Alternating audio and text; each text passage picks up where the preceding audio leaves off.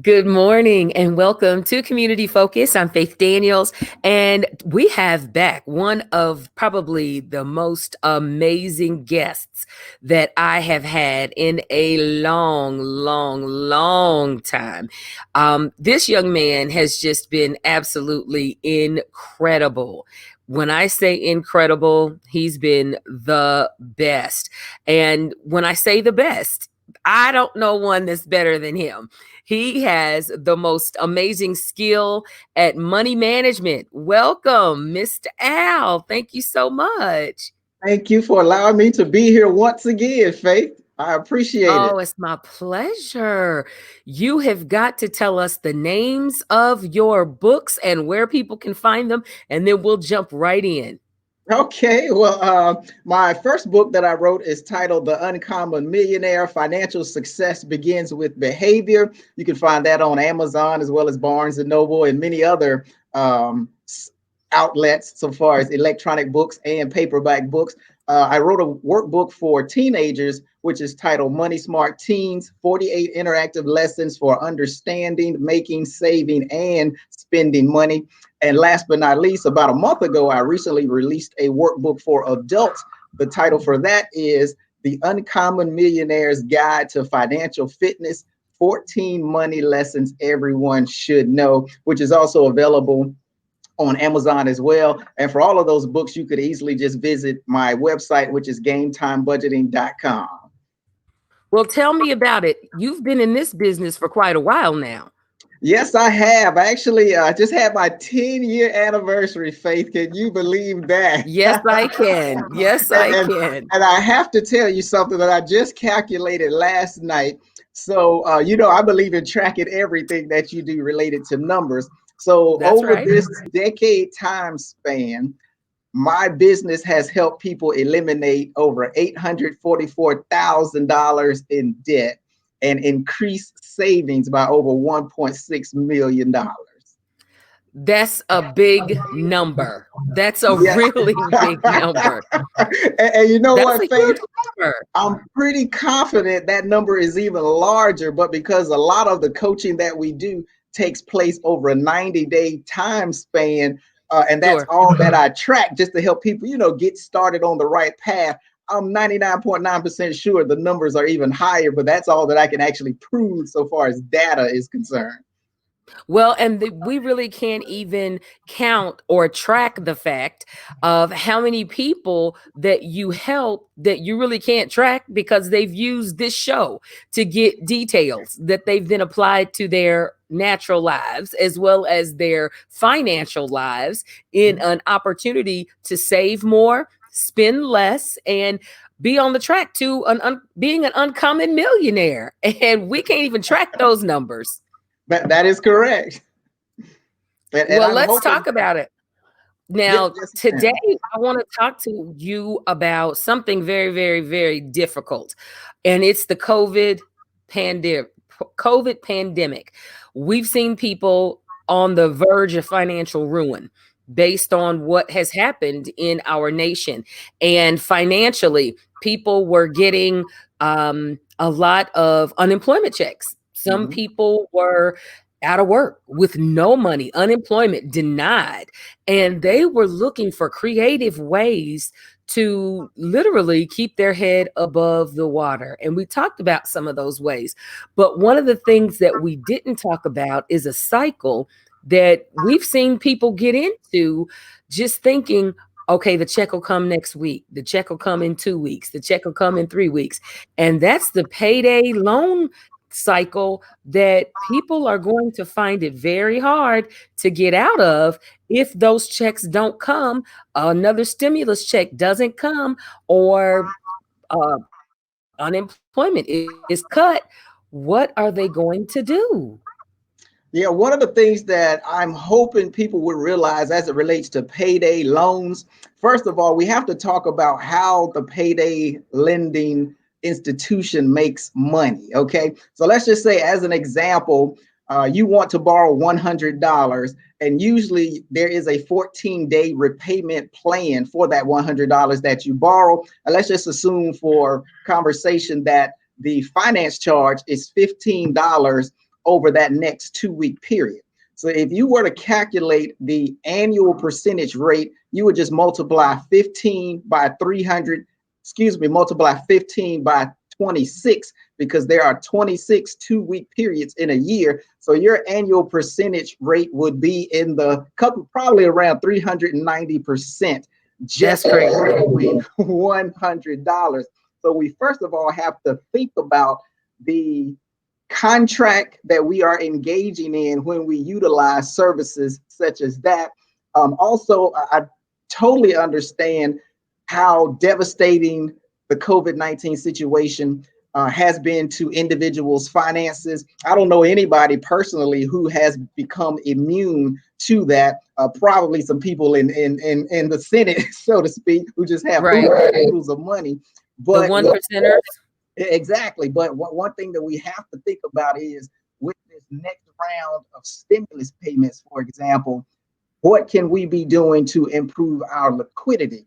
Because typically when we don't have money set aside in the bank, and I'm not talking 5, 10, 15, $20,000. I'm talking about something as small as $250 or $500. That That's next emergency that occurs in your life will force you to put yourself in a position wherein you might be tempted to make a financial decision in the short term that is right. extremely damaging for the long term. So think about it this way. If you don't have $100 at the moment you borrow from a payday lender, why would you have it 2 weeks from now, even though you're about to get, another paycheck, for example, or even receiving that stimulus check? It's best to deal with the money that you have at hand and make decisions accordingly than counting tomorrow's dollar today. And that's a hard thing, because so many people have been trying to do that. And Al, you and I know people are just literally trying to make it. Exactly. And we're finding that if you do it right, there are ways that you can. And we talk about being liquid. A lot of people were not ready for COVID. They were not prepared in any way, shape, form, or fashion. How could we be? We weren't aware that something this drastic was going to happen and literally shut down an economy for weeks. So when people are looking at, well, I'm going to spend this because I'm getting paid in 2 weeks. Or the restaurant industry or the service industry, well, I'm going to make some tips tonight. Or this is going to happen by the weekend. And they really felt that they were going to be okay. And they were not. They were not. What are some examples of being able to put just a little money aside as you go to have something should another emergency arise? These are just some very, very simple tips. Okay. First of all, we must understand where all of our money is going from point A to point Z. People do not like to hear the phrase budget, and I'm okay with that, but I do love the phrase spending plan.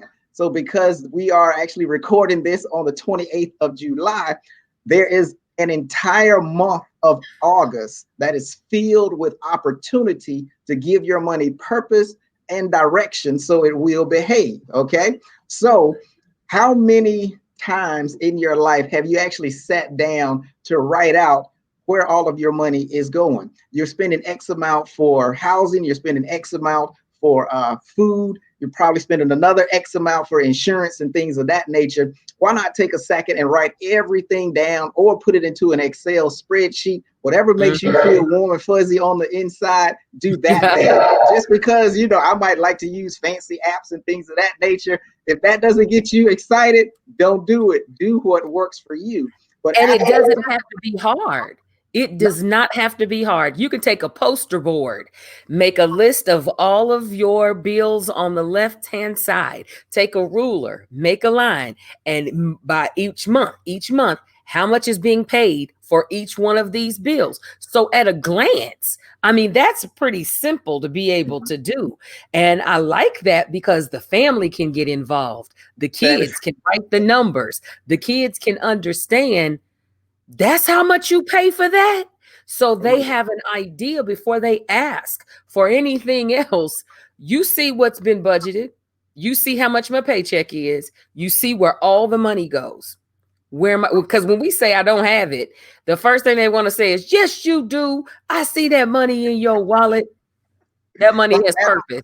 That is so true. And if I could just give one or two other quick tips about how to increase your level of liquidity, Yes. a lot of people will say something like, you need $1,000 in your emergency fund, or you need 6 months worth of living expenses in your emergency fund. Let's just be real. First of all, it takes a long time to save 6 months worth of living expenses. So instead of trying to bite the whole apple at one time, let's just bite a little piece. So this is what you could do. What if you were to tell yourself throughout an entire month, my household might spend, I don't know, $600 on grocery. So as an immediate goal, what if you said, you know what, I wonder if I can set aside 1 week's worth of grocery money in my emergency fund for the next month. So let's just say that might be $150.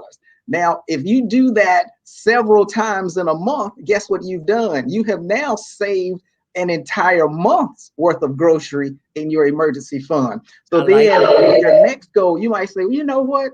Maybe I'm spending, I don't know, $100 per month on my car insurance. Now, of course, I'm just making up numbers. Sure. But what you then said, I wonder if I could get 3 months worth of car insurance payments in my emergency fund. So when you make smaller goals, it actually increases the probability that you will hit goal, because to hear somebody say you need 6 months worth of living expenses in your account, that's going to go Yeah. in one ear and out the other. And most people are not going to be committed to a goal that big.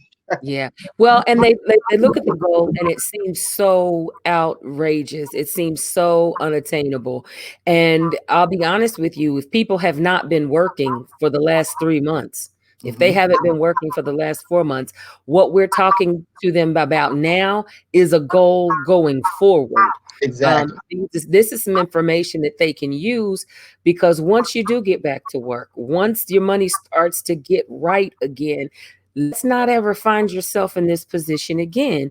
And with goals of budgeting, the family money meeting at the end of the month, preparing for the next month, is definitely one of those tips that is huge to discuss.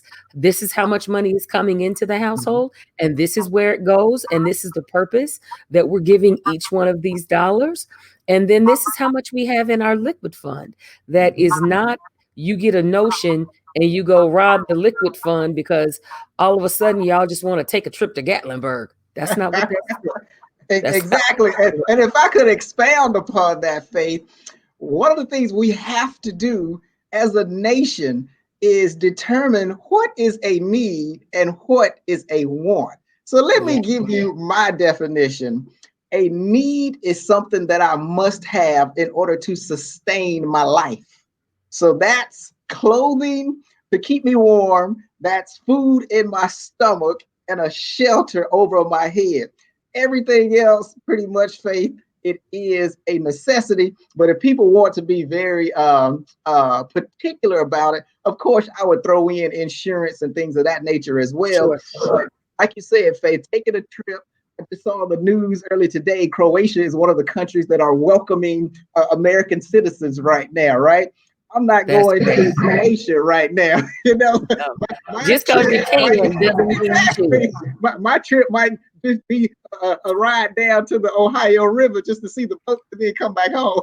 That's it. And walk along the banks because it's free to do. Swing on the big Exactly. swings, get your feet wet in the little fountains, and call it a day, because Definitely. financially, that's where you are.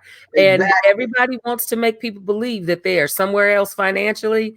Listen, you better deal with yourself. It doesn't matter what other people think, it just does not.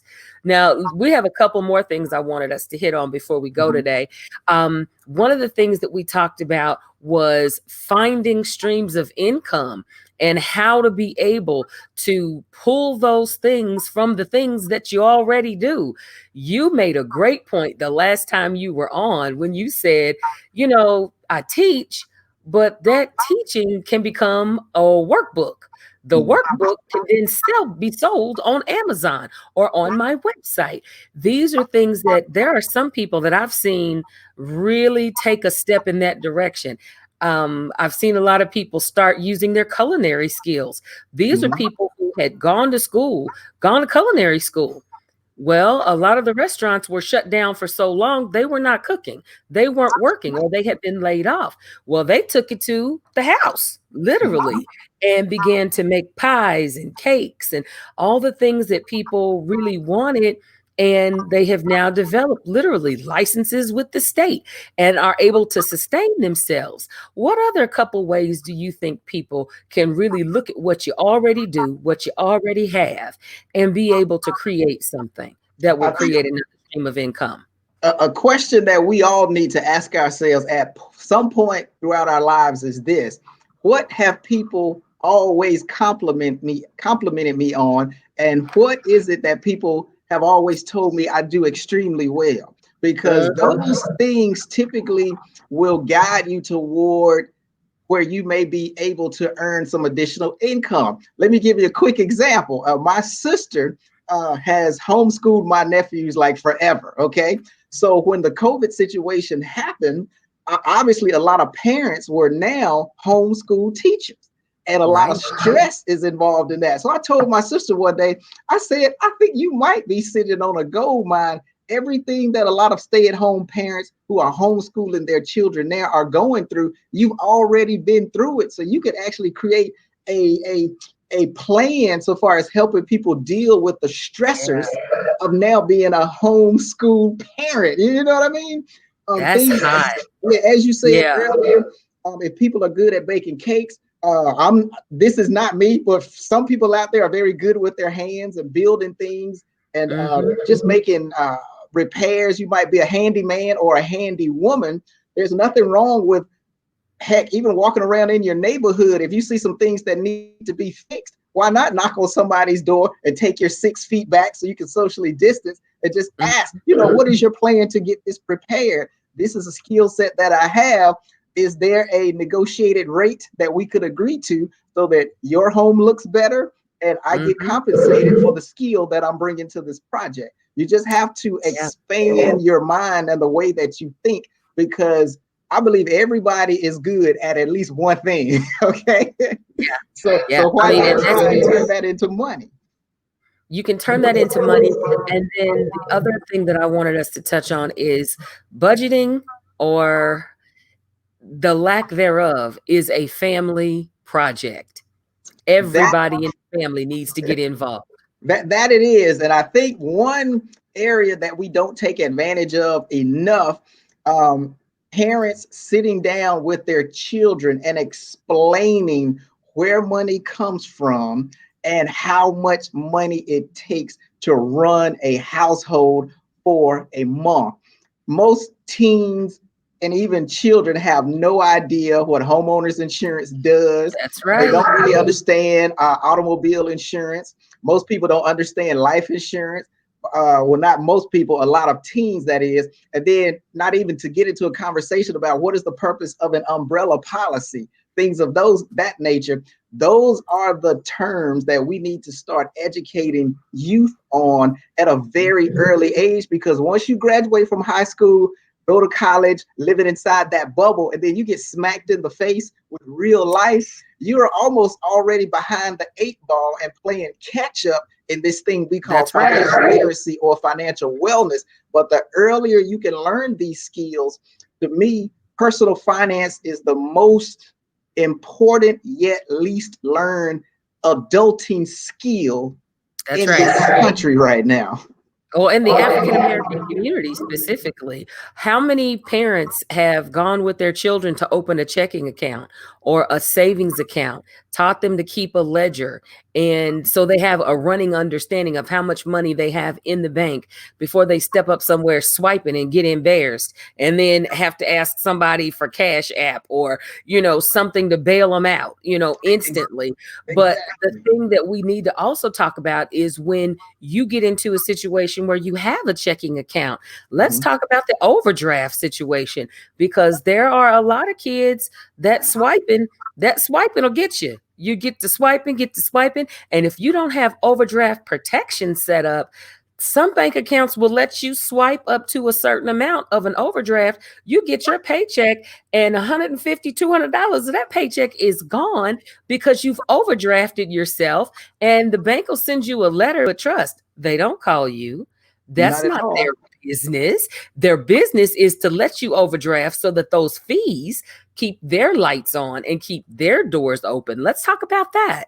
Yes, and Faith, I am so glad you brought this up. I was recently reading an article from the Center for Responsible Lending. Okay. I'm glad you're sitting down, Faith, because overdraft fees in Mhm. 2019 from the 10 largest banks in this country totaled $11 billion. So now that Wow. you're in shock, I'm going to add some more things to that, Faith. The $11 average billion dollars. 11 billion with a B. Now get this. The average debit card transaction that created an overdraft fee was $20. Let I that can sink imagine. in. Now you engage in the overdraft process because you can't cover $20, and the bank is going to charge you on average $35 for not having $20. So let's That's put this in crazy. perspective. You have taken out a loan of $20 from the bank for the benefit of you using their money, but they're going to charge you $35. The average repayment time, Faith, for overdraft fees is 3 days. I've That's right. already I've crunched the number on this. So you know how when we talk about payday loans, we talk in terms of annual percentage rates. Percentage. Yeah. I ran all of that through the same formula, mathematical formula. That annual percentage rate is like 21,000% because you're being charged so much money in such a small amount of time. You know what I Yeah. mean? But Yeah. that is why banks love overdraft fees. But you have to think about it this way. And I'm a proponent of saying opt out. Okay. Yes. Because the penalty for you not counting your money and That's right. allowing the bank to do it for you, it is totally devastated. When you hear a number like $35, it doesn't sound like a lot of money. However, if you can't cover $20, you Mhm. definitely can't cover An $35. additional, an additional Exactly.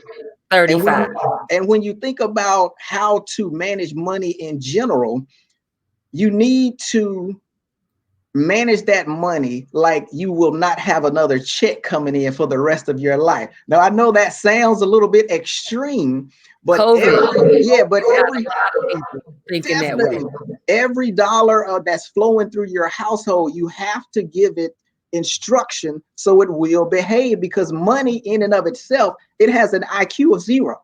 Money That's is right. not intelligent at all. It can only operate under the direction of the people like you and I that tell it what to do. That's That's right. it.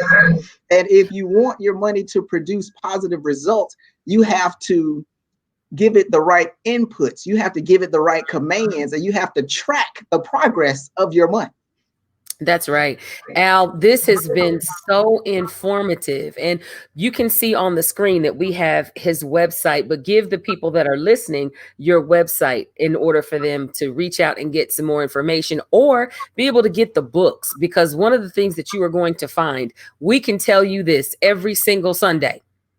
But unless you have a reference point in your hand physically that you can refer to and build on, it's going to lose something in translation. It just is. Tell people how to get together with you. Yes, again, my website is gametimebudgeting.com. Again, the most recent book that I wrote is a workbook. It's a self-paced learning tool. So go at your own pace.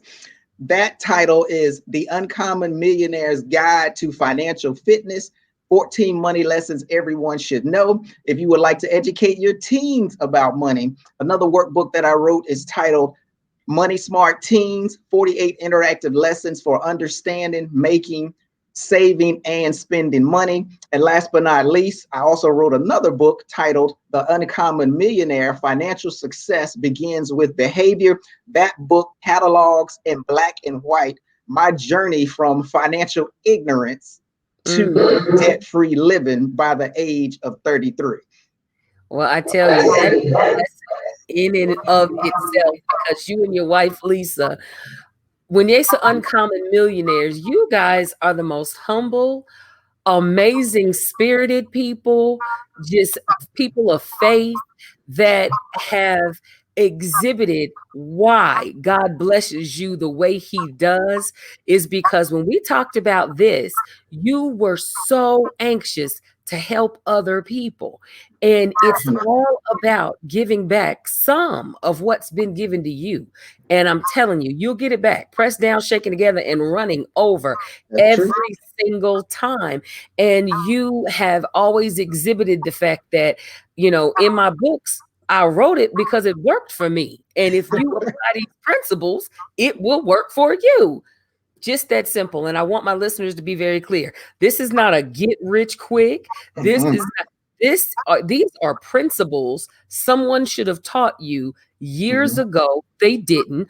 Now you have an opportunity to learn them so that you can, by 33, 43, Mhm. 53, 63. I don't care if you got to be 73. Apply the principles and you too can become an uncommon millionaire if you give your money purpose and Mhm. you work with your streams of income to create more streams of income. It can happen for you. I mean, we're not talking to somebody from some 1-800 number. These are people we know that have Exactly. applied it and it works. Al, Mhm. we're going to see you next month. Thank you so much for sharing time with us. We appreciate you. It's my pleasure. Awesome. Thank you guys for checking out Community Focus. I'm Faith Daniels. Enjoy your day.